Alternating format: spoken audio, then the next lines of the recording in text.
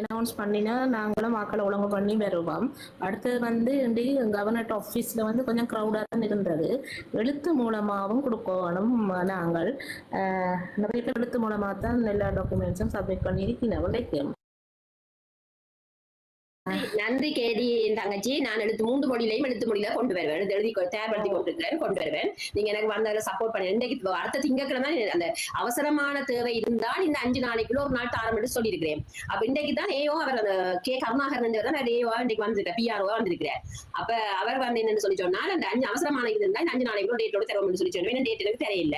அப்படி இந்த 5 நாளைக்குள்ள டேட்டோட தராட்ட அடுத்த திங்கக்கிழமை எங்களுக்கு போகக்கூடிய திங்கக்கிழமை பப்ளிக் டே அறிவிச்சிருக்கேன். அன்றைக்கு போகக்கூடிய சந்தர்ப்பம் இருக்கு. என்னண்டாக்க நான் வேறு ஒரு அலுவலாக போனால் நான் எழுத்து மூலம் கொண்டு போகல. க்ரௌடாக இருந்தது. ஒரு 2 நிமிஷம் தான் கதைக்கக்கூடிய மாதிரி இருந்தது. எல்லாரையும் இதனால் தான் நான் எழுத்து மூலம் கொண்டு போகல. எனக்கு அப்படியே திடீரென தான் எனக்கு நம்பரை தந்து அடிச்சு கேட்டோம். இன்றைக்கு இருக்குன்னு சொன்னா போல போனேன். புதன் தான் முதல் சொன்னேன். அப்புறம் இன்றைக்கு பப்ளிக்கான அறிவிச்சிட்டேன். என்னன்னு சொன்னால் முதல் இளைஞர் வந்து புதன்கிழமை பப்ளிக் டே இருந்தா இப்ப கடந்த 2 வருடங்களா ஒரு வருடமா திங்கக்கிழமை பப்ளிக் டேன்னு மாத்திச்சுனா மற்றது இன்றைக்கு போன ஆட்கள் 3 பேரும் வந்து தங்களோட பர்சனல் இதுல கொண்டு போய் நாங்க பப்ளிக் பொதுவான பிரச்சனையை கொண்டு போய் எங்களை சந்திக்கிற அவரே சந்திக்கிற இடம் எடுத்து தருவோம்னா என்னுடைய கதைச்சாங்க அங்கே இருந்து கதைச்சாங்க அப்படி சொல்லுவேன். அக்கா உங்களுக்கு ஆதரவு கூடுதக்கா. நன்றி அக்கா. கே தீன் அக்கா உங்களுக்கு நன்றி. இதுல இந்த லோஜி அக்கா கீழே கணவர் வாரான்னு சொல்றாங்க. மிக்க நன்றி. நினைக்கிறேன் நீங்க எதிர்பார்த்த போல 50க்கு மேற்பட்டவர்கள் வரதுக்கு வாய்ப்பு இருக்காக்கா.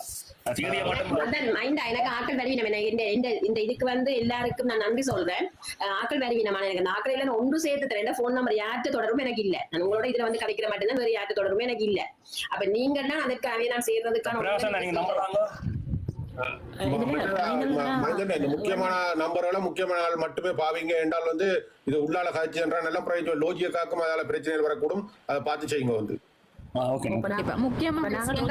நீங்க வேற மாதிரி தொடர்பு செய்யுங்க. நல்ல நினைக்கிறேன் லோஜியக்கா நீங்க தொடர்புல வந்து உள்ளால காட்சி கொடுங்க. மற்றது மைந்தன் எனக்கு ஒரு தெளிவுபடுத்துங்க. ஏன்னா இந்த கேடி அக்கா வந்து ஏதோ அவங்க அண்ணன் வந்து ஏதோ சிங்களத்துல ஏதோ புள்ளையா மாறி காய்ச்சல் அப்படி சொன்னீங்களா?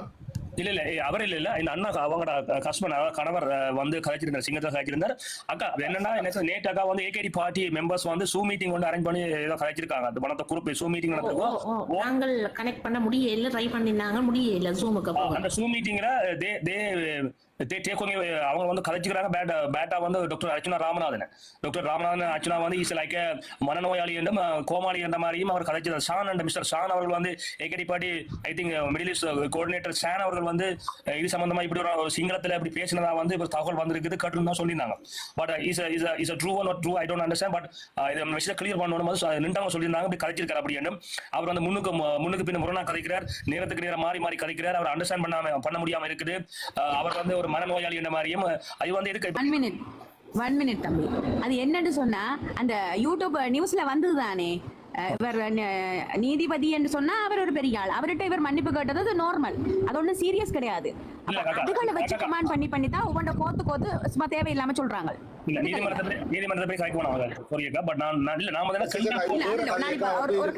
கருத்தை சொன்னேன். கருத்து இல்லை அது போல அது சம்பந்தமான கதை சோனியா கோச்சிக்கொள்ள எங்க சில அவமதிக்கான யோசிக்க அப்படின்னா மன்னிப்பு கேட்டுக்கொள்ளும். பட் என்ன அது சில விஷயம் கரைக்க முடியாம இருக்கிறாங்க. அதை மன்னிச்சு கொடுங்க. இல்ல என்னன்னாக்கா என்னன்னாக்கா நாங்கள் ஆல்ரெடி நாங்க வந்து வந்த முதலே வந்து தெளிவாக சொல்லிட்டோம் இப்படித்தான் நடக்குது அப்படின்னு சொல்லி.